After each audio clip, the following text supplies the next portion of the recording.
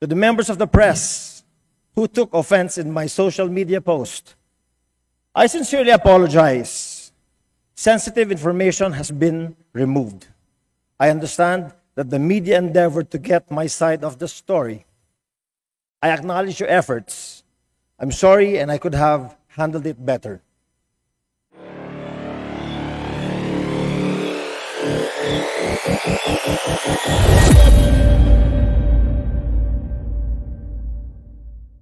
Is there any objection? The chair here is none. Representative Richard Gomez is recognized. You may proceed. Thank you, Mr. Speaker, my honorable colleagues in Congress. Thank you for this opportunity to defend myself and clarify some facts.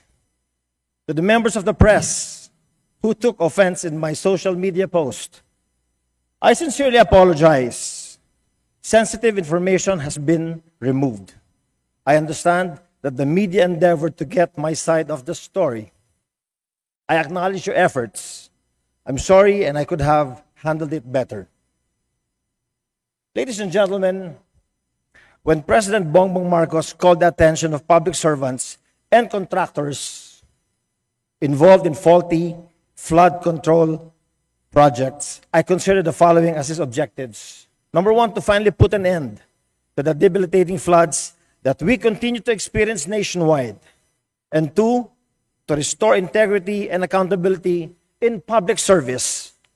I could not agree more with the President that we as a nation have suffered enough due to the rampant floods and that the time to fix this is long overdue. Sadly, my friends, the floods we experienced in the past 2 weeks are expected to remain or recur according to Pag-asa's latest forecast. Now, while fixing our flooding issue needs to be top priority for government today, Mayor Bernie Tacoy of Mataguob, Leyte exploits this vital topic by sensationalizing false information to the media. Now, let me clarify the facts. In an interview with RMN Tacloban, Mayor Tacoy complained that the Mataguob flood control project was destroyed due to substandard materials, much as he admitted that the project was still ongoing and unfinished. This fact somehow got lost in translation as articles and posts were written on the same subject. To set the facts straight, we asked the DPWH, 4th District of Leyte, and they clarified that the reason why the flood control wall was damaged is because the project is still ongoing. Hindi pa po tapos. Nagsimula ang proyekto in February of this year at matatapos pa lang sa Nobyembre. Kakatapos pa lang po ng kalagitnaan ng paggawa ng flood control na yan. And I will explain later why this is very critical. But second, Mayor Tacoy complained that the LGU was not consulted. This is very misleading because with DPWH projects, ladies and gentlemen, the agency is required to coordinate and inform the LGU. Kaya nga po makikita nyo sa picture na yan, no? Sinasabi niya hindi rin nakipag-coordinate ang DPWH. Pero in January 16, ayan, may coordination meeting sila. Andiyan pa yung grid coordinates para malaman niyo exactly kung yan nga ba yung opisina nitong Mayor Tacoy na ito. He complained in an exchange with local press that the DPWH did not get a building permit. Now, we asked the DPWH and they said that the building permits are not required for buildings. These are required for buildings only, pero hindi po ito building. Flood control po ito. There is no need for an occupancy permit because no one lives in a flood control project. What is needed, though, is a certificate of non-coverage from the DENR, which was procured months prior to the start of the project, September of 2024. Nagsimula ang proyekto in February of 2025. Now let's look at exactly what happened during last week's heavy rains that caused a portion of the flood control walls to fall. Noong August 25 po, napakalakas ho ng ulan. In fact, yung DILG kinansel ang trabaho, kinansel ang eskwela. Napakalakas ng ulan, bumaha ng gusto sa Mataguob. Dahil ang Mataguob, napapaligiran po yan ng dam, at yan po ang naging catch basin ng distrito namin. And again, yun ang nag-cause na nasira ang flood control kasi nga, hindi pa tapos, hindi pa completed ang project. Now we ask, what was that portion that was not yet finished? When we searched for answers, we found that a certain element, ang tawag po na doon ay lock. Lock was the portion missing. Para sa ating mga hindi engineer, itong tinatawag nilang lock ay yung parte ng flood wall na lumalaban sa lakas ng presyo ng tubig. With this element still missing, kasi nga hindi pa tapos yung project, the walls were still not fortified as per plan to withstand expected water pressure. In Leyte, we have the so-called Hibulagnan Dam, situated in the municipality of Villaba, katabi ito ng Matagob, and it splits into two tributaries. At the bottom of all this, ito na po yung Pagsangaan River sa Ormoc City. This is a wider river that can accommodate large volumes of water. This is where we want the waters of Matagob to lead coming from the dam para ma-divert lahat ng flooding water sa Matagob. I want to inform each and every member of this house that in the district I represent, we have 41 river systems that make up the drainage system of our district. Napakalaki.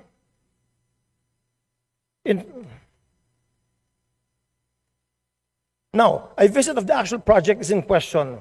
We'll note the beginning and end of this 322-meter stretch of flood control wall. The subject portion is 25 meters that was damaged during the heavy rains.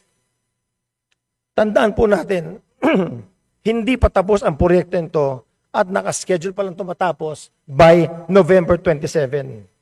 So let us all acquaint ourselves with this procedural document. Ang tawag po nila dito sa engineers at saka sa mga arkitekto ang punch list.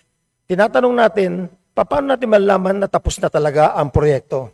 There is a checklist specific to a project that DPWH inspectors go through to make sure that projects are done per design. Each project should meet the requirements before being handed over to the LGU. And this process was faithfully done for all flood control projects in the 4th District of Leyte since 2022. I factually say none of the completed projects in my district have been damaged except for this one na ongoing at hindi pa tapos. And I invite anyone with any doubt about any anomalies in flood control projects in the district I represent to scrutinize the documents and actual projects. Moreover, the COA had already inspected this very project. Findings would be available from the DPWH or COA. If ever any verified anomalies surface, just in case, well, I would gladly face the issue. But until then, I highly recommend, especially to Mayor Tacoy of Matagob, to please exercise caution. The lack of accountability and integrity of some public servants and contractors have led to the burgeoning problem of persistent floods. Some, but not certainly all.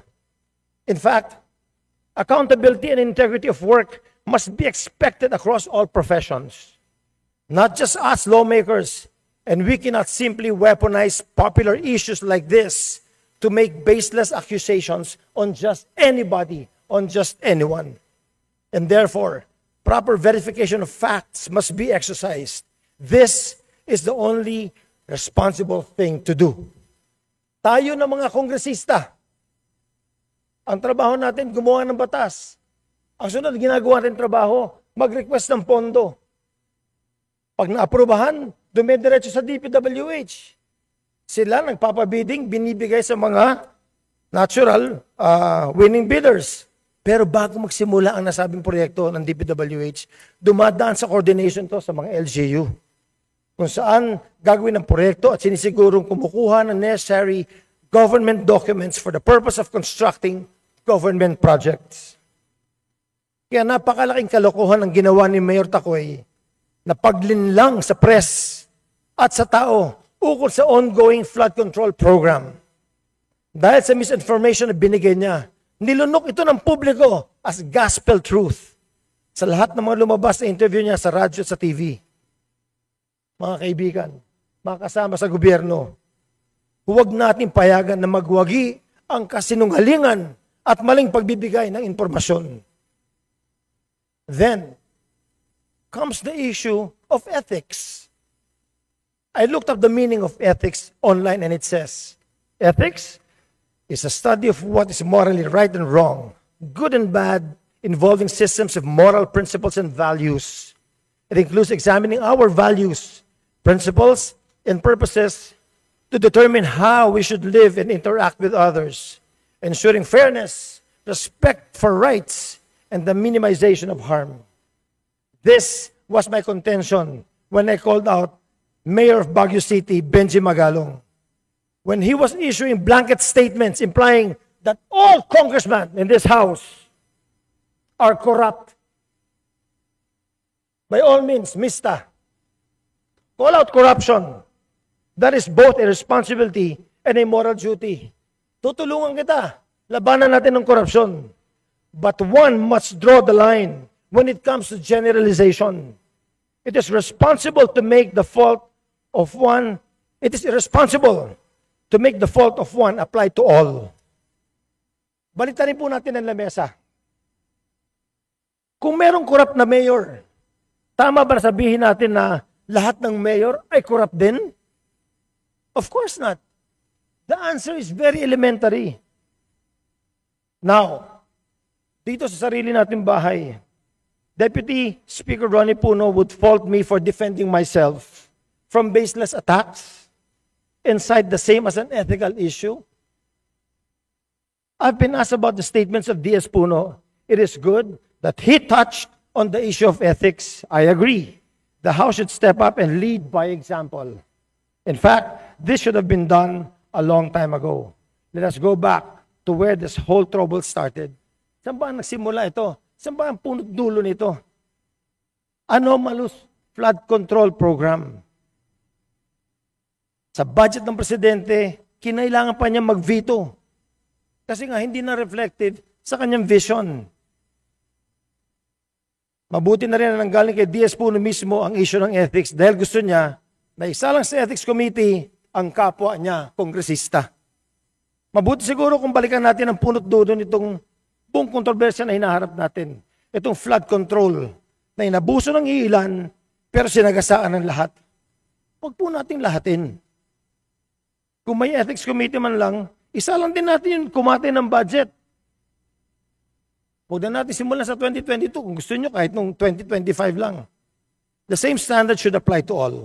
No sacred cows. You speak of ethics when one rises to defend his name from baseless allegations. All the more ethics should come into play when a whole institution is tarnished over the lack of accountability of some. Ladies and gentlemen, to end this privileged speech of mine, in 1991, thousands of people died in Ormoc because of a flash flood. 8,000 people perished in 45 minutes.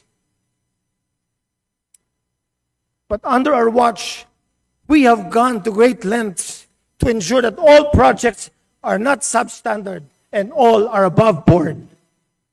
Prior to 2010, bago kami umupo sa Congress, marami kami naabutan na tulay na walang sapa, na walang tubig sa ilalim, pero nilagyan na lang ng tulay. Dear colleagues, no less than the President of the Philippines has called out and exposed the issue on flood control. Alam naman natin, sa puso at isip natin ang punot dulo ng lahat ng ito. Nasa konsensya na ng bawat isa sa atin kung tayo ay naging bahagi ng lahat ng usaping ito. Daghang kayong salamat, Mr. Speaker. Magandang hapon po sa lahat. Thank you. Thank you, Representative Gomez.